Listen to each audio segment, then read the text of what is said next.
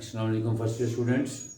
आज हमारा unit number 9 exercise 9.2 का ही लेक्चर नंबर 4 है, क्योंकि एक्सरसाइज काफ़ी लंबी होती हैं और मेरा मकसद ये है कि आपको मैक्सिमम क्वेश्चन जो है वो मैं वीडियो लेक्चर के जरिए बोर्ड पे समझा दूं, क्योंकि इस तरह के सवालों को करने के लिए बेशुमार तरीके होते हैं, लेकिन मैं आपको इंशाल्लाह इजी मैथ के नाम से पढ़ा रहा हूँ, तो इजी तरीके से कराऊँगा जिसमें आपका कॉन्सेप्ट भी क्लियर होगा और नंबर भी आपके पूरे आएंगे।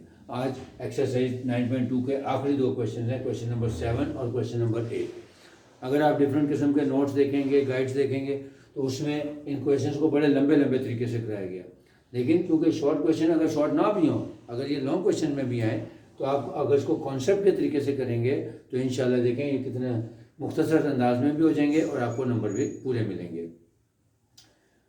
Let's start.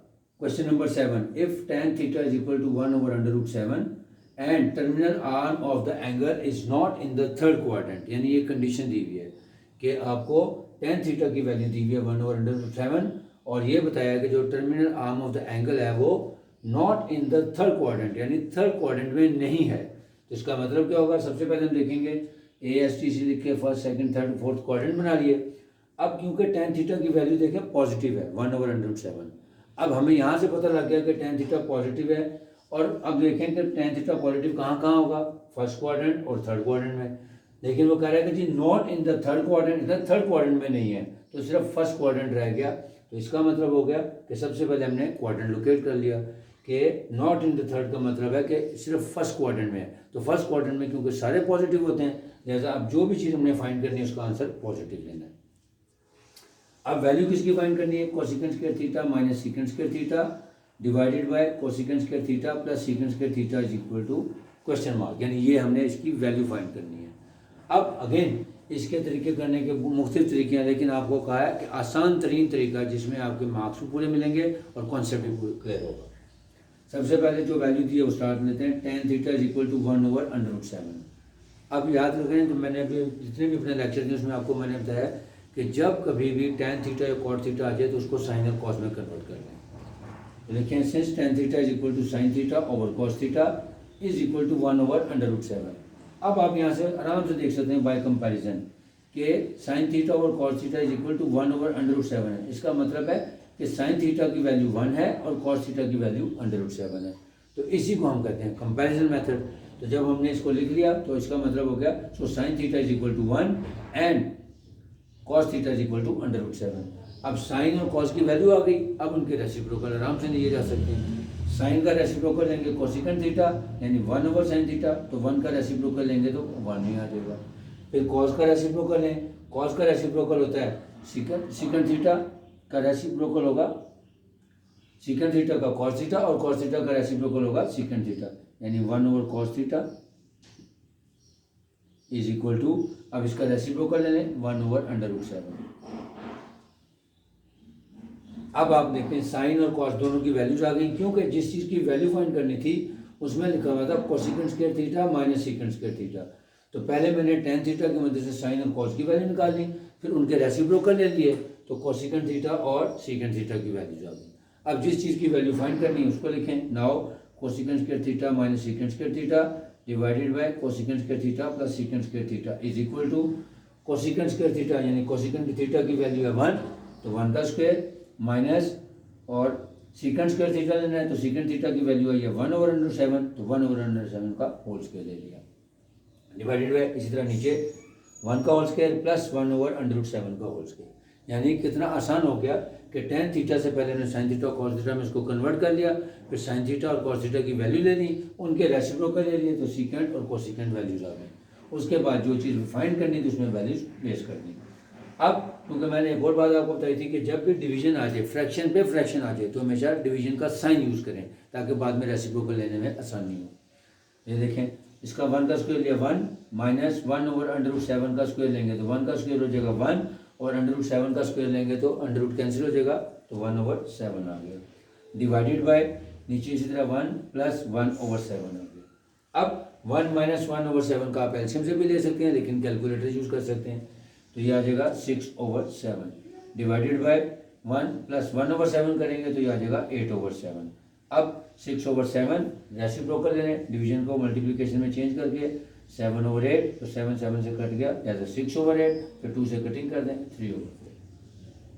Question number 8, question number 8 में भी उसने कॉट थीटा की वैल्यू दी हुई है। जैसे यहाँ पे टेन थीटा की वैल्यू दी हुई थी, यहाँ पे उसने कॉट थीटा की वैल्यू दी है। यहीं से हमें पता लग जाएगा कॉट थीटा की दी है तो उन्हें कॉस ओवर साइन कर लेंगे, तो हमें कॉस और साइन की वैल्यू आराम से मिल जाएगी। Terminal arm of the angle is in first quadrant, ये भी उसने यहाँ बता दिया कि फर्स्ट क्वाड्रेंट में, तो हमें पता है कि फर्स्ट क्वाड्रेंट में सारे पॉजिटिव होते हैं, तो यानी जो भी हम चीज़ फाइंड करेंगे उसका आंसर पॉजिटिव ले लेंगे। Find the value of 3 sin theta plus 4 cos theta divided by cos theta minus sin theta, ये वैल्यू फाइंड करनी है। वैसे करेंगे, जो वैल्यू दी है cot theta is equal to 5/2, since cot theta is equal to cos theta over sin theta that is equal to 5/2। अब दोनों को कंपेयर करके देखें, cos थीटा की वैल्यू आ गई 5 एंड sin थीटा की वैल्यू आ गई 2। अब यहाँ पे हमने इनके रेसिप्रोकल लिए थे कोसिकेंट और सीकेंट, क्यों? क्योंकि जिस चीज़ की वैल्यू फाइंड करनी थी उसमें कोसिकेंट और सीकेंट था। अब यहाँ पे हमें वैल्यू कोई फाइंड ही नहीं करनी, जो फाइंड करनी उसमें सिर्फ साइन और कॉस यूज हो रहा है। इसका मतलब है अब हमें फर्दर ट्रिग्नोमेट्रिक रेशियोज निकालने की जरूरत नहीं है, हमें सिर्फ साइन थीटा और कॉस थीटा की ही वैल्यू चाहिए थी। तो कॉस थीटा की आ गई वैल्यू 5 और साइन थीटा की वैल्यू आ गई 2। अब जो फाइंड करना है उसको लिखें। Now 3 sin theta plus 4 cos theta divided by cos theta minus sine theta is equal to 3 sin theta की वैल्यू आ गई 2 प्लस 4 इंटू cos थीटा की वैल्यू आ गई 5, फिर cos थीटा 5 आ गया माइनस साइन थीटा 2 आ गया। कितना आसान हो गया कि अब आपने 3 इंटू 2 किया तो 6 प्लस 4 5 20 डिवाइडेड बाई 5 माइनस 2 3, यानी 26/3। दोबारा रिवाइज करवा देता हूँ कि जब भी आपको tan थीटा या cot थीटा की वैल्यू दी हुई हो और कोई वैल्यू फाइंड करनी हो, यानी कोई ट्रिग्नोमेट्रिक फंक्शन उसने खुद बना के दिया एग्जामिनर ने, तब आपने ये देखना है कि tan है तो उसको साइन और कॉस में कन्वर्ट कर लें, अगर cot है तो उसको कॉस ओवर साइन में कन्वर्ट कर लें।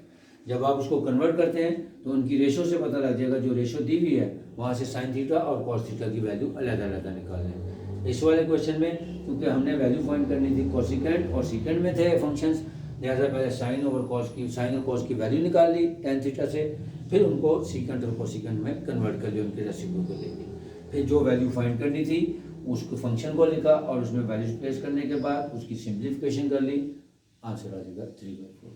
सिमिलरली जो दूसरा क्वेश्चन नंबर 8 था उसमें cot थीटा की वैल्यू दी थी, तो cot theta is equal to cos theta over sine theta था, वहाँ से cos थीटा और साइन थीटा की वैल्यू निकाल ली।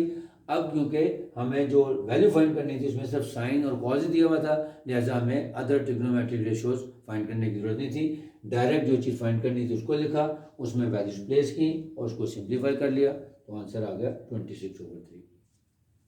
अब यही क्वेश्चन है, आप इसको अगर आप दूसरे तरीके से या नोट्स वगैरह में देखेंगे तो बड़े बड़े लंबे तरीके से करवाए जाते हैं, जिसमें आपको बात का रट्टे भी लगाने पड़ते हैं कि डिवाइडिंग बोथ साइड या numerator denominator this by this and that. लेकिन अगर आपने कॉन्सेप्ट से करना है तो ये आसान तरीन तरीका था। इंशाल्लाह पूरी मुझे उम्मीद है कि सब बच्चे जो भी इस वीडियो को देखेंगे सबको ये आसानी से समझ आ जाएगा। और आज एक्सरसाइज हमारी 9.2 कंप्लीट हो गई है। अब नेक्स्ट लेक्चर में इंशाल्लाह 9.3 के लिए इजी मेथड्स और इजी तरीके से आपको मैथ कराने का जो मेरा प्रोग्राम है इंशाल्लाह उसको पूरा करूँगा और होप यू विल अंडरस्टैंड।